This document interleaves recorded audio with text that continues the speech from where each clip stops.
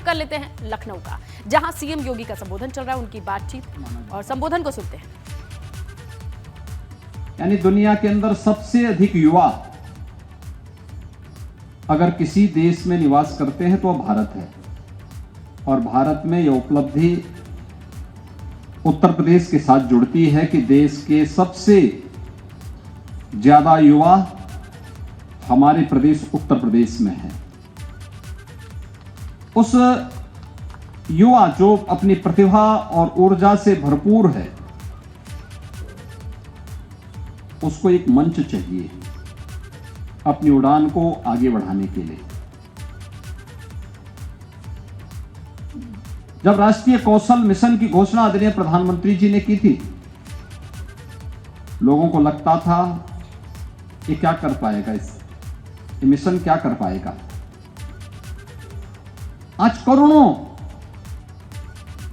नौजवानों की भावनाओं को इस मिशन ने एक उड़ान दी है, उसे एक पहचान दी है, उसे एक मंच दिया है। पहली बार लगा है, इस बात का एहसास हुआ है कि इंडस्ट्री और इंस्टीट्यूशन का आपसी समन्वय कैसे उस युवा को अपने लिए नए अवसर प्रदान करने का एक नया अवसर प्रदान करता है, और ये हर एक स्तर पर देखने को मिल सकता है। नए नए अवसर मिल रहे हैं। आज आपने देखा होगा, आज से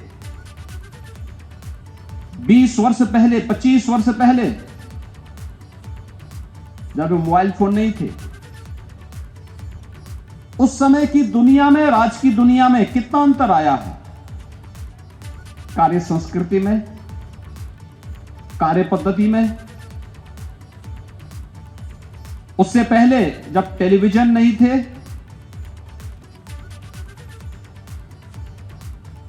एक गांव में कहीं या किसी एक मोहल्ले में किसी एक घर में टेलीविजन होता था, पूरा मोहल्ला वहीं जुट करके किसी एक सीरियल को देखने के लिए मजबूर रहता था। लेकिन दुनिया बदली तेजी के साथ, और तेजी के साथ बदलती हुई इस दुनिया के साथ जब समाज चलता है, उससे 10 कदम आगे हमारा युवा सोचता है, तो विकास की एक नई ऊंचाई को छूता हुआ दिखाई देता है। पहले टेलीविजन की दुनिया में, बाद में मोबाइल की दुनिया में, और अब तो 5G की सेवाएं जब प्रारंभ हुई हैं, ये लाखों और करोड़ों ऐसे अवसर प्रदान करने जा रही है जो हर एक नौजवान की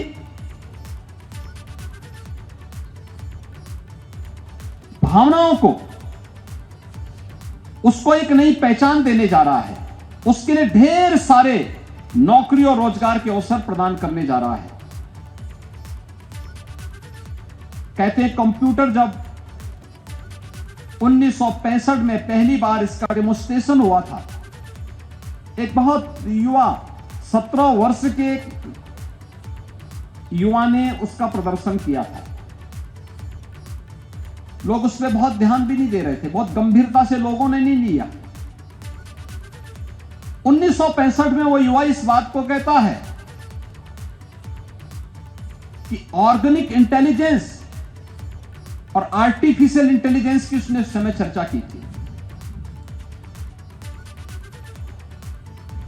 लोग बोलते थे क्या इस सच होगा? आर्टिफिशियल इंटेलिजेंस क्या संभव हो पाएगा? आज वह हकीकत में दिखाई देता है। आर्टिफिशियल इंटेलिजेंस के लिए आज बड़े बड़े प्रतिष्ठित विश्वविद्यालयों में जो युवा 1965 में इस विजन को दे रहा है, उस समय उसकी उम्र मात्र 17 वर्ष की थी, और 17 वर्ष का एक छात्र 1965 में इस विजन को दुनिया के सामने रखता है। एक ऑर्गेनिक इंटेलिजेंस और आर्टिफिशियल इंटेलिजेंस कैसे दुनिया को बदल करके रख देगी। और आज दुनिया के अंदर आप परिवर्तन देख रहे होंगे। आज विश्वविद्यालयों में, महाविद्यालयों में तकनीकी संस्थानों में आर्टिफिशियल इंटेलिजेंस को लेकर के नवाचार हो रहे हैं। इनोवेशन के लिए एक नई प्रतिस्पर्धा खड़ी हुई है।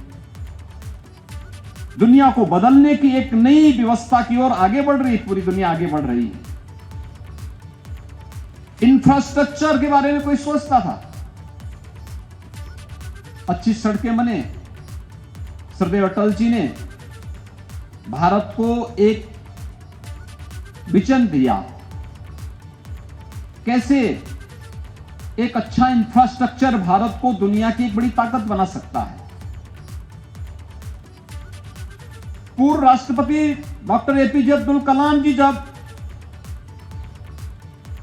इस देश को विजन 2020 देने की बात करते थे, बहुत सारे लोगों को लगता था क्या यह हो पाएगा। उस समय एक लक्ष्य दिया जाता था, क्या हम विजन 2020 के तहत कुछ कर पाएंगे। लेकिन आज आप देख रहे होंगे जो विजन था, उस विजन का थोड़ा भी भाग अगर सामूहिकता के साथ हम सब मिलकर के प्रयास करके आगे बढ़ाते हैं तो उसके परिणाम किस रूप में हम सबके सामने आते हैं। इसके बहुत सारे उदाहरण आपके सामने हैं। लेकिन उससे पहले एक छोटी सी बात। एक बार श्री अरविंद के पास लोगों ने कहा, क्या भारत में इतनी सामर्थ्य है कि भारत अपनी आजाद अब भारत अपने आप को स्वतंत्र कर पाएगा?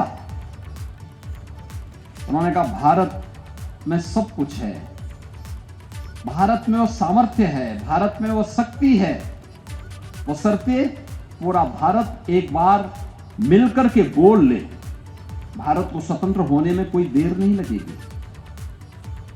श्री अरविंद ने आजादी के कई वर्ष पहले यह घोषणा की थी, यानी भारत को स्वतंत्र होने में बाधा है तो एक बात को लेकर के कि एक स्वर में हम नहीं बोल पा रहे हैं, एक स्वर में हम नहीं चल पा रहे हैं, एक साथ मिलकर के हम आगे बढ़ने को तैयार नहीं हैं।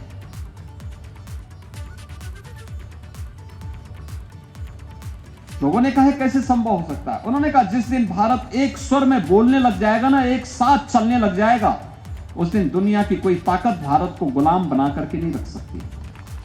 और विजन 2020 जो इस देश के पूर्व राष्ट्रपति डॉक्टर एपीजे अब्दुल कलाम ने भारत को दिया था, उसका परिणाम किस रूप में हमारे सामने आया है। ये देश जब 2022 में अपनी आजादी का अमृत महोत्सव मना रहा था, तब दुनिया के 20 वे बड़े देश जिनका दुनिया के सर्वाधिक संसाधनों पर, सर्वाधिक व्यवसाय पर, सर्वाधिक जीडीपी पर जिनका अधिकार है, सर्वाधिक पेटेंट पर जिनका अधिकार है, एकाधिकार है, उन G20 के देशों की अध्यक्षता प्रधानमंत्री मोदी जी के नेतृत्व में भारत कर रहा है। यह भारत की सामर्थ्य और भारत की शक्ति का ही प्रदर्शन है। जब अटल जी ने आज से 20-22 वर्ष पहले स्वर्णिम चतुर्भुज के बारे में एक सोच प्रारंभ दी थी देश को, वर्ल्ड क्लास इंफ्रास्ट्रक्चर देने की बात कही थी, प्रधानमंत्री ग्रामीण सड़क के माध्यम से गांव-गांव को बेहतर कनेक्टिविटी देने की बात कही थी। लोगों को लगता है इससे क्या होगा।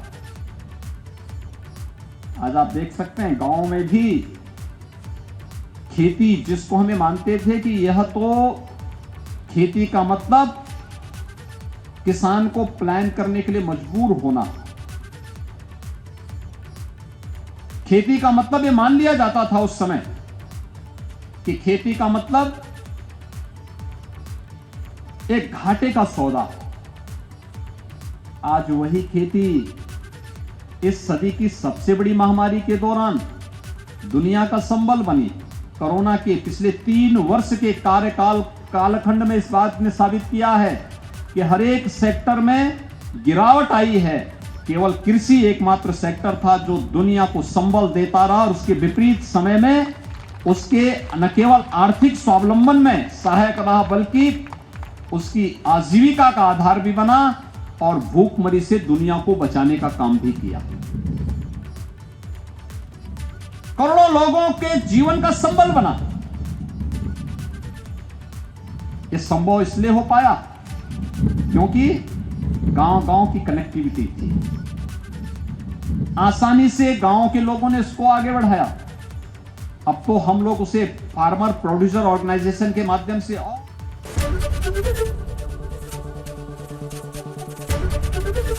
एबीपी गंगा, खबर आपकी, जुबान आपकी।